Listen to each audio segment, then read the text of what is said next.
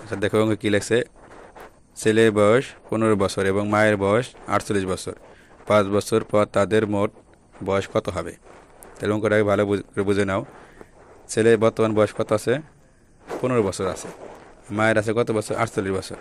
এখন 5 বছর পর তাদের বয়স কত হবে এটা আমাদের বের করতে হবে। তাহলে আমরা কীভাবে বের করবো? আমরা আগে 5 বছর পর ছেলের বয়স কত হবে এটা বের করবো, তারপরে আমরা 5 বছর পর মায়ের বয়স কত হবে এটা বের করবো। এই দুটা বের করার পরে আমরা মোট যোগ করব। তো আমরা কীভাবে বের করবো দেখো, আমরা প্রথমে লিখবো ছেলের বয়স কত আছে এখন? 15 বছর। আমরা এর আগে লিখবো ছেলের বয়স 15 বছর। এরপর আমরা কী লিখবো? এখানে কী বলছে? 5 বছর পর। তাহলে আমরা লিখবো 5 বছর পর ছেলের বয়স হবে কত হবে? বেশি হবে।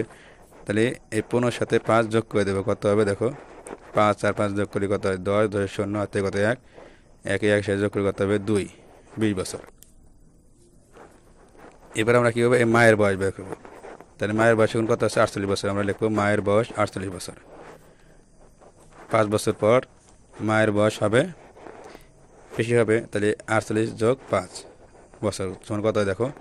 5 আর 8 যোগ করি কত হয়? 13, 13 3 হাতে কত? 1, 1 4 সাথে যোগ করি কত হয়? 5, 53 বছর। তাহলে 5 বছর পর ছেলের বয়স হবে কত? 20 বছর। আর মায়ের বয়স কত হবে? 53 বছর। এখন কি বলছে? তাদের মোট বয়স কত হবে? যখন মোট বলে কোনো কিছু যখন আমরা যোগ করতে হয়, তাহলে আমরা লিখবো 5 বছর পর তাদের মোট বয়স হবে এই 53 এবং এই 20 যোগ করে দাও, দেখো কত হয়?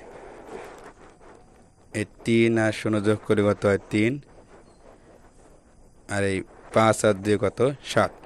কত হবে? 73 বছর। তাহলে 5 বছর পর তাদের বয়স হবে 73 বছর।